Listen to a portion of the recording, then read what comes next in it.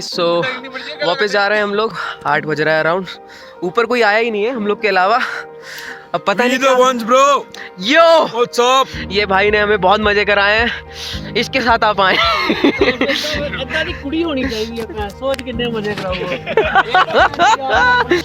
नीचे जाके ब्रेकफास्ट वगैरह करेंगे बेस कैंप पे, उसके बाद बेस कैंप से और नीचे देखते हैं मैक्लोडगंज कब तक पहुंचते हैं। Will update you further.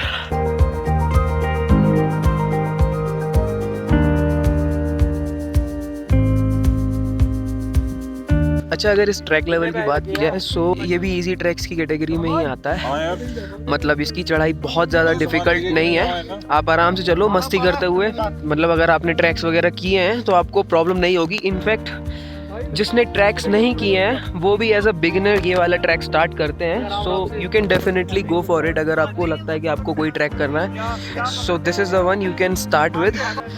The altitude of this peak is around 9000 feet, like 9000 और 9500। और मौसम भी यार यहाँ पे मतलब बदलता हुआ दिखा अलग अलग। लाइक रात को काफ़ी ठंड हो गई थी, हाउएवर हमारे पास स्लीपिंग बैग थे और स्लीपिंग बैग में सोने का भी एक अपना एक्सपीरियंस है, तो उसमें भी मज़ा आता है। अभी बढ़िया धूप निकली हुई है, उम्मीद है कि दोपहर में गर्मी होने वाली है। तो बहुत ज़्यादा ठंड वाला नहीं है यहाँ पर, मतलब एक होता है ना बिल्कुल चिलिंग, वैसा नहीं है। सिर्फ रात में आपको थोड़ा सा लगेगा, लेकिन क्योंकि यू हैव स्लीपिंग बैग तो मेरे को तो नींद मस्त आई थी। बाकी नहीं पता मुझे। कर्व वाली पीक जो है वहीं से हम वापस आए हैं, नीचे आ चुके हैं। तो अभी मैं यहाँ पे बैठा हुआ देख रहा था तो मुझे ऐसा लग रहा है मैं वहाँ गया ही नहीं हूँ। फिर मैंने पूछा लिटरली कि हाँ हम वहाँ वो कवर करके आए हैं ना, तो मतलब हाँ मैं वहीं से आया हूँ। तो आपने छोले भटूरे की कॉम्बिनेशन सुनी होगी, आलू पूड़ी की सुनी होगी, and I have a new combination which is आलू भटूरे। तो पहाड़ों पे आलू भटूरे एंजॉय कर रहा हूँ मैं। तो ये खड़ी है पलटन, क्या डिस्कशन हो रहा है देखते हैं। क्या डिस्कशन हो रहा है? संडे बाजार का डिस्कशन हो रहा है। ये भाई कहते हैं कि रात के टाइम पे यहाँ पे लाइट होनी चाहिए थी। कहता कम से कम रंग बिरंगे कपड़े देखने को तो मिलते हैं। Alright, all set to go down now. नीचे पहुँचते पहुँचते कुछ भी अलग नज़ारे दिखेंगे तो दिखाता रहूँगा।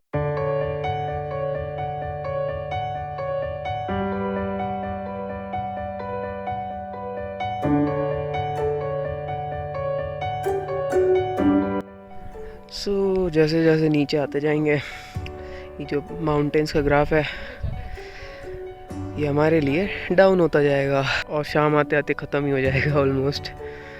और कल तो फिर वही अपने छोटे से आशियाने में वापस पैक्ड। आधा रास्ता बाकी है नीचे के लिए। 15 मिनट बोल रहे हैं हमारे अमित भाई, पर वो एक्सपर्ट हैं और हम लेमैन हैं, तो आधा घंटा मान लो। अभी जब नीचे निकलना शुरू करेंगे तो आधा घंटे तक पहुंच जाएंगे, ऑलमोस्ट 11:30 तक। हमारे ग्रुप में जो अंकित भाई हैं, अंकित भाई की भी सेम बस है शाम को मैक्लोडगंज से। उनका बोर्डिंग है, मेरा धर्मशाला से, बस सेम है, तो शाम तक वो हैं साथ में। तो साथ में एक्सप्लोर करते हैं, जो जो घूम पाएंगे जगहें देखते हैं अब क्या क्या, साथ साथ अभी घुमाते रहेंगे आपको भी।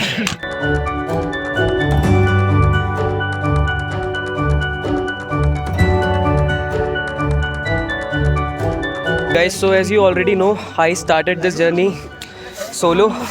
तो मेरे साथ बेसिकली जो ग्रुप था, मैंने बताया था ना 10 लोगों का हम लोग का ग्रुप बन गया है। बेसिकली हम लोग साथ में ही हैं इस पूरे ट्रैक में। तो मैंने अभी तक सबको इंट्रोड्यूस नहीं करा है डिटेल में, and that's what I am gonna do now. सबको मैं आपको मिलवाने वाला हूँ, and I am really grateful to all of them. Hello, this is Deepak, I am from Sirsa. Prashant from Meerut. Arun Goyal from Sirsa.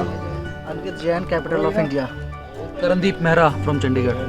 मोहित जोशी, शाही शहर, Patiala. Sahil Bhardwaj from Jammu.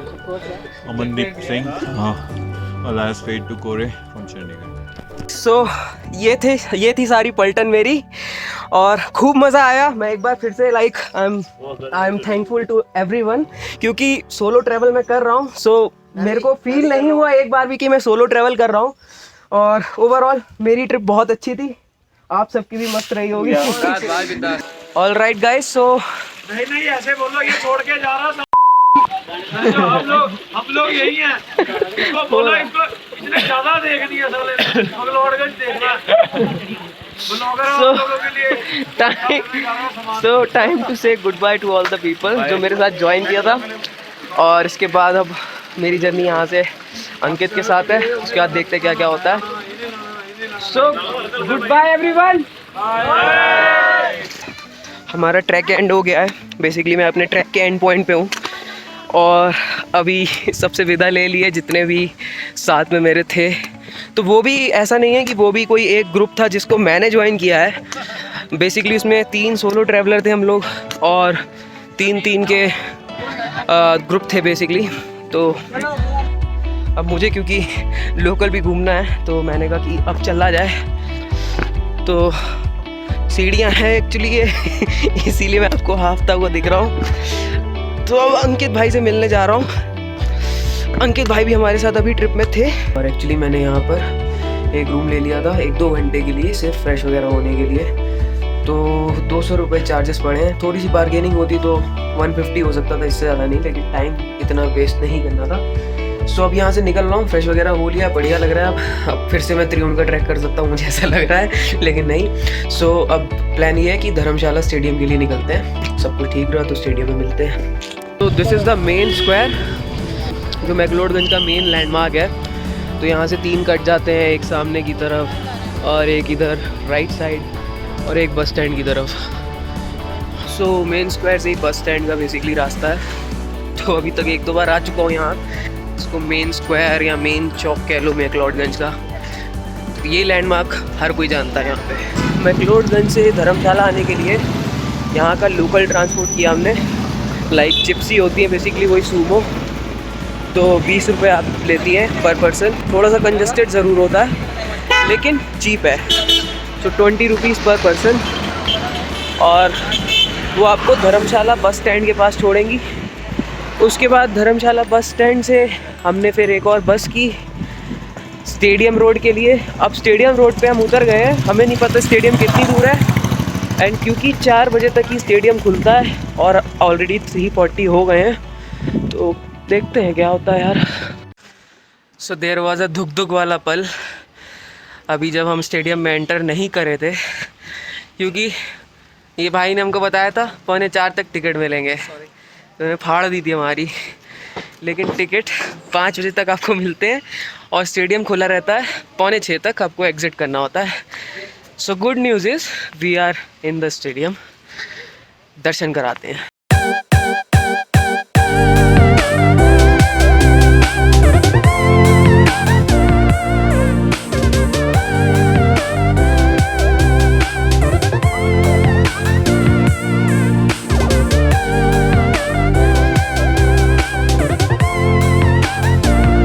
The visiting fees for the stadium is 30 rupees per person and visitors के लिए सिर्फ एक ही स्टैंड ओपन है, that is waste stand. बाकी दूसरे stands visitors के लिए नहीं है। अब मैच देखने आओगे तो क्या फीस है, आई एम नॉट श्योर।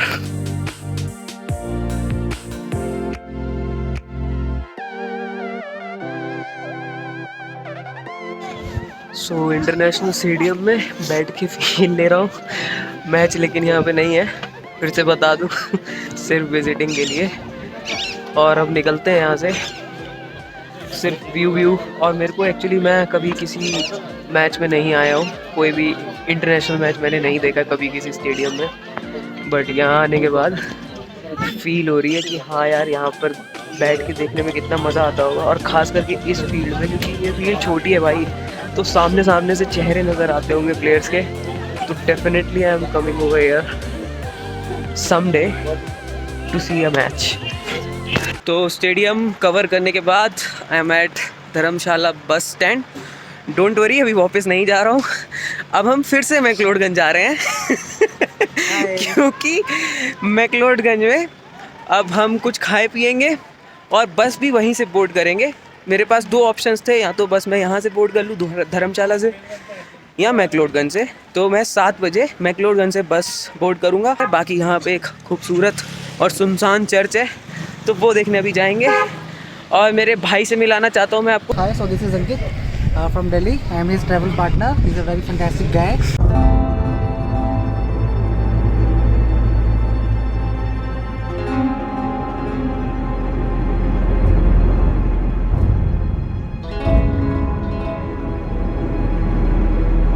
इसकी बेसिकली जो वॉल्स है ना यार ब्लैक ब्लैक कलर की, और इसका जो अलाइनमेंट है बिल्कुल सेंटर, इधर बिल्कुल पेड़, इधर पेड़, अलग ही फील दे रहा है। वही मतलब बिल्कुल सुनसान सा है ऊपर से, क्योंकि ये ओपन नहीं है। जो ये चर्च है, ये जब धर्मशाला से मैक्लोडगंज आप ऊपर आते हो ना, तो रास्ते में ही पड़ता है, लाइक अराउंड 500-600 मीटर पहले। अब यार इन पेड़ों को कुछ कहते हैं, मैं भूल गया। जिसको पता हो वो कमेंट कर सकता है कि कौन से पेड़ है। अंकित भाई तो अपना थक गया है, बैठा हुआ है वो। मैं एक्सप्लोर कर रहा हूँ चर्च को, देखते हैं और कुछ मिलता है तो दिखाता हूँ। ये रास्ता दिख रहा है, पता नहीं कहाँ को जाता है, देखते हैं कहाँ जाता है। ओए ये तो कब्रिस्तान को निकल आया भाई, अलग लेवल का हॉरर एडवेंचर होता हुआ। भाई पहाड़ों में मैं कब्रिस्तान में आ गया हूँ। देखो भाई अकेला, वो भी अंकित भाई तो ऊपर है।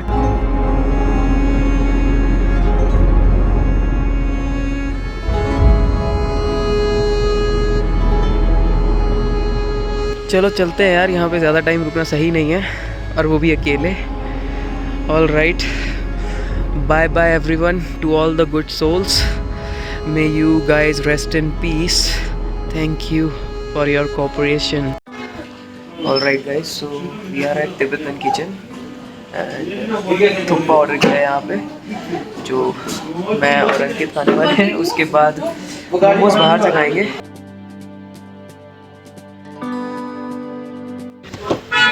तो इससे पहले मैंने थुप्पा लिया था किन्नौर में, चिटकुल में, वो थोड़ा सा अजीब सा लग रहा था खाने में। अब मैं यहाँ का ट्राई कर रहा हूँ, मुझे एक्चुअली चेक करना है कि थुप्पा होता ही ऐसा है कि वो एक्सपीरियंस खराब था। Let's see.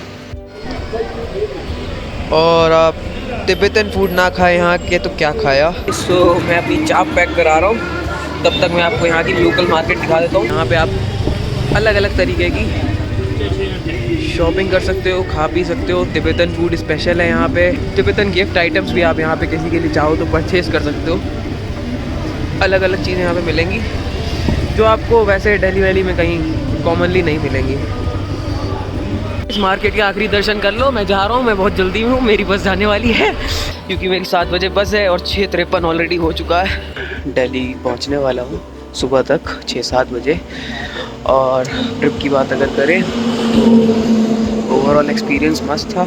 लोकली अगर आप ऑलरेडी मैक्लोडगंज पहुंच चुके हो और त्रिउंड के लिए कांटेक्ट करना चाहते हो तो अंशु भाई कर सकते हो।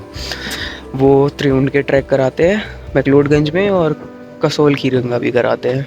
सो उनका नंबर मैं डाल दूँगा डिस्क्रिप्शन बॉक्स में, उनको आप कांटेक्ट कर सकते हो। अराउंड 4500 में ट्रिप निपट गई। We just reach New Delhi and we are at Kashmiri Gate. अब मेट्रो स्टेशन जा रहे हैं। भाई अपना वेलकम निकलेगा और मैं अपना वही नोएडा के लिए मेट्रो पकड़ूंगा। ध्यान से देखिए इस मेट्रो स्टेशन को। जी हाँ, ये वही मेट्रो स्टेशन है जहाँ से मैंने अपनी ट्रिप स्टार्ट की थी, और यहीं पर आके सफ़र समाप्त हो रहा है। 7:30 बज रहा है सुबह का अराउंड, मंडे मॉर्निंग। और यार मैं ऑलरेडी मिस कर रहा हूँ इस ट्रिप को। अभी भी विजुअल्स आ रहे हैं यार वो पहाड़ों के। जगह मस्त थी, एक्सपीरियंस मस्त था। तो फिलहाल बैक टू रूटीन। और लाइक कीजिए, शेयर कीजिए, सब्सक्राइब कीजिए। मेरे को बहुत अच्छे से प्रमोट करना नहीं आता अपना चैनल, तो श्रद्धा अनुसार जैसा आपको लगे आप कर सकते हैं। Good bye, take care, bye bye.